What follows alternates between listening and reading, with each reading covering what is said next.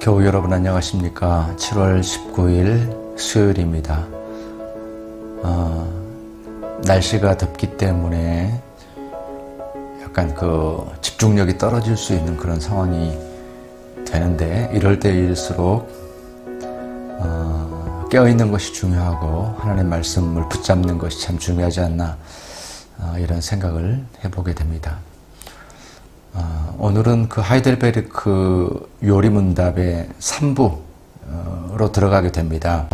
3부의 어떤 서론에 해당되는, 대표적으로는 그거죠. 우리가 이미 구원받았는데 왜 또 거룩한 삶을 살아야 됩니까? 또는 감사하는 삶을 살아야 됩니까? 라는 그 질문을 가지고서 서론격으로 그렇게 다루고 있습니다. 86문. 우리의 공로가 조금도 없이 그리스도로 말미암아 오직 은혜로 우리의 죄와 비참함으로부터 구원을 받았는데 우리는 왜 또한 선행을 해야 합니까? 답이 이렇습니다. 그리스도께서 그의 보혈로 우리를 구속하셨을 뿐 아니라 그의 성신으로 우리를 새롭게 하여 그의 형상을 닮게 하시기 때문입니다. 이것은 우리가 모든 삶으로서 하나님의 언덕에 감사하고 하나님께서 우리를 통해 찬양받으시기 위함이며, 또한 우리 각 사람이 그 열매로서 자신의 믿음의 확신을 얻고 경건한 삶으로서 다른 사람을 그리스도에게 인도하기 위함입니다. 이 부분을 우리가 잘 정리해 놓으면 큰 유익이 된다고 그렇게 생각이 됩니다. 죄와 비참함에서 구원을 받았는데 또 선하게 살아가야 된다. 그 선행의 의미는 뭐지? 그것을 통해서 다시 또 구원의 조건을 만족시키는 것은 아닐 텐데, 이제 이런 당연한, 그리고 우리가 꼭 알아야 될 그런 질문을 던지고 있습니다. 그것에 대한 답으로 이제 보혈로 우리를 구속하셨고, 성령께서는 우리를 새롭게 하셔서 예수님을 닮게 한다. 그러니까 구원의 자연스러운 모습이다, 이렇게 이제 말할 수 있겠죠. 예수 그리스도의 구원과 성령의 새롭게 하심이 이제 하나이기 때문에 구원받은 그리스도인의 삶의 모습은 어떤 면에서는 선하게 살아가고 또 예수님을 닮아가는 삶의 모습은 자연스러운 모습인 거죠. 그 부분에 대한 것은. 그러니까 우리 어떤 선행의 노력을 통해서 어떤 자격에 도달한다라는 그런 우리 스스로의 노력 또는 의로움에 대한 어떤 성취, 이것을 얘기하는 것이 아니라는 겁니다. 하나님의 형상대로 지음받은 우리의 모습의 회복이죠. 구원받은 그리스도인들의 감사의 삶은 마땅한 우리들의 하나님의 형상을 따라 지음받은 거룩한 형상의 회복이다, 이렇게 말할 수가 있습니다. 그렇기 때문에 감사로서, 또한 성령의 새롭게 하시는 결과로서 우리의 삶이 당연히 변화되어지고, 이 땅에 살아가면서 그리스도인들이 그 삶을 통해서 당연히 하나님께 영광을 돌리고, 또 예수 그리스도가 생각나게 되고, 또 하나님께 영광을 돌림으로써 하나님을 예배하게 되고 하는 것들이 당연한 것이죠. 그러니까 찬양을 받기 위한, 그것을 통해서 우리가 또한 이 땅에 우리가 존재하는 목적이 이루어지게 되는 거잖아요. 인생의 목적이 하나님을 기뻐하고 영화롭게 하는 것이다. 하나님을 예배하는 삶이고, 또한 우리의 삶을 통해서 영화롭게 하나님의 이름이 높여지게, 하나님의 존재하심이 확인되어지게, 예수 그리스도의 그 모습이 우리를 통해서, 우리의 삶을 통해서 드러나게, 이게 이제 하나님께 영광이 되는 삶이 되는 것이죠. 그래서 그 영광이 되는 삶을 살도록 하기 위해서, 더 나아가서는 그것을 통해서 다른 사람을 그리스도께 인도하기 위함이다. 그래서 어떻게 보면 구원이라고 하는, 구원을 통해서, 구원과 성령의 새롭게 하심을 통해서 우리의 삶은 우리의 존재의 변화로 인해서 그 선한 열매를 맺는 것이 합당하고요.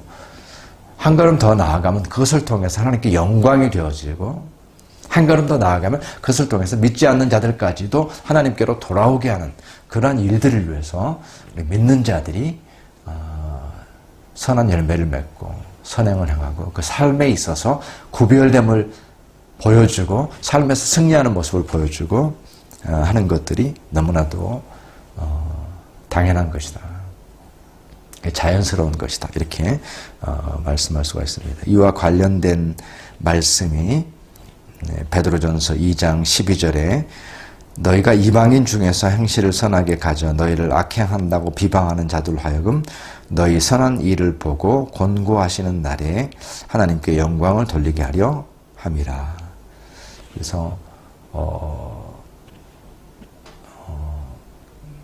사람들이 볼 때는 비난하기도 하고 하지만 결국 그리스도인의 삶의 모습을 보고서 하나님께 영광을 돌릴 수밖에 없게 되는, 어떻게 보면 상당히 부담스럽지만 그러나 우리 그리스도인의 길이다 이렇게 말할 수가 있겠고요. 마태복음 7장, 마태복음 예수님의 말씀 가운데에 너희 착한 행실로 하나님께 영광을 돌리라 이런 말씀도 있고 7장 말씀에 보면 이와 같이 좋은 나무마다 아름다운 열매를 맺고 못된 나무가 나쁜 열매를 맺나니 좋은 나무가 나쁜 열매를 맺을 수 없고 못된 나무가 아름다운 열매를 맺을 수 없느니라. 그러니까 우리의 거듭남을 통해서 존재가 변화된 그러한 삶의 모습이 그 삶에서 맺히는 열매 또한 그것을 확증해주는, 그것을 보증해주는, 그래서 우리의 변화된 삶, 좋은 나무에서 좋은 열매를 맺을 수밖에 없는 것처럼 그 열매가 우리의 삶의 모습으로 드러날 수밖에 없다. 이것은 자연스러운 거다. 마치 그 자연의 자연스러움 속에서 포도나무에서는 포도가 열리고 살구나무에서는 살구가 열리는데 보니까는 교회 마당에도 살구가 이렇게 많이 열렸는데 높이 있어가지고 따먹지를 못하고 거듭난 그리스도인의 삶에서 선한 열매는 너무나도 당연한 것이다. 그리고 그것을 통해 하나님께 영광이 된다 이렇게 말씀하고 있습니다. 87문 감사치도 않고 회개하지 않는 삶을 계속 살면서 하나님께로 돌이키지 않는 사람들도 구원을 얻을 수 있습니까? 감사치 않는다. 돌이키지 않는다. 믿는다고 하면서도 회개치 않는 그 삶을 얘기하거든요. 하이델베르크의 요리문답에서 많이 강조되는 것이 회개의 삶인데, 참된 회개의 삶인데, 믿음을 가지고 있다고 하면서도 회개치 않는다라고 말했을 때 단호하게 얘기합니다. 하나님 나라에 들어가지 못한다. 답을 이렇게 얘기합니다. 결코 구원받을 수 없습니다. 성경은 음란한 자, 우상숭배자, 간음하는 자, 도둑질하는 자, 탐욕 부리는 자, 술 취하는 자, 욕하는 자, 강도질하는 자나 그와 같은 죄인들은 하나님 나라를 유업으로 받지 못한다고 말씀합니다. 그래서 명확하게 하나님 나라를 유업으로 받지 못한다라는 말은 이거는 추상적인 말이 아니거든요. 천국에 가지 못한다, 구원받지 못한다 라고 하면서 그 어떤 삶의 모습을 쭉 나열하고 있어요. 삶의 모습을 보면 그가 그리스도인인지 아닌지 알 수 있다라고 하는 이제 그 부분을 명확하게 얘기하는 거죠. 그러니까 진정한 감사와 삶의 변화가 없이는 구원도 없다라고 하이델베르크에서는 명확하게 얘기하고 있습니다. 이 부분에 대해서 신학적으로 이런저런 얘기는 있을 수 있지만 그러나 이 교훈을 우리가 명확하게 받아들일 필요가 있습니다. 진리가 예수 그리스도를 통한 구원이다라고 말할 때에 사탄의 하는 일이 뭡니까? 그 진리를 타고서 파고드는 거잖아요. 예수 그리스도를 통한 구원이라고 하는 큰 주제 안에서, 큰 구원의 복음 안에서 사탄이 속이거나 어리석게 하거나, 그래서 우리가 마땅히 살아가야 될 삶으로부터 돌이키게 하는 것. 나는 구원받았으니까 이제는 됐어. 더 이상 신경 쓸 거나 관심 가질 거 없어. 성경의 가르침과 교회의 가르침을 보니까 단순하더만 예수 믿고 구원받는다라고 하는데 나는 예수 믿고 세례도 받고 했으니까 됐어 라고 하는 이러한 삶에 대해서 명확하게 하나님 나라의 유업을 받지 못한다라고 하는 것으로서 결국은 그 우리의 구원받음과 삶의 열매가 마치 그 나무와 열매처럼 명확하게 우리의 존재를 확인할 수 있는 것이 우리의 삶의 열매다라고 얘기하고 있는 육체의 이런 현저하니 곧 음행과 더러운 것과 호색과 우상숭배와 술수와 원수를 맺는 것과 분쟁과 시기와 분냄과 당짓는 것과 불리함과 이단과 투기와 술취함과 방탕함과 또 그와 같은 것들이라. 전에 너희에게 경계한 것 같이 경계하노니 이런 일을 하는 자들은 하나님 나라를 유업으로 받지 못할 것이요.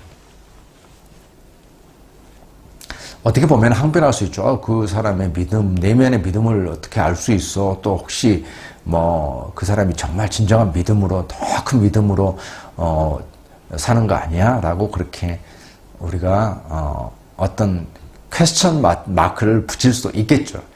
근데 갈라디아서 말씀 명확하게 얘기하는 겁니다. 쭉 이 삶의 행태들을 나열하는 거죠. 이러한 죄들의 모습이 드러난다라고 하는 것은 구원이 없다라고 얘기하는 거예요. 설사 믿음을 얘기하고 믿음이 있다라고 스스로 착각한다고 할지라도 삶의 열매 속에서 이러한 것을 보게 되면 분명하게 그가 거듭나지 않았다라는 것이 확인되기 때문에 하나님 나라를 유업으로 받을 수 없다라고까지 얘기하고 있는 것이죠.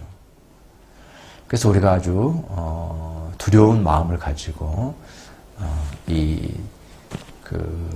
하이델베르크의 그 3부 감사하는 삶, 회개하는 삶을 다시 한번 살펴봄으로써 우리 자신을 돌아볼 수 있는 그런 기회가 됐으면 좋겠습니다.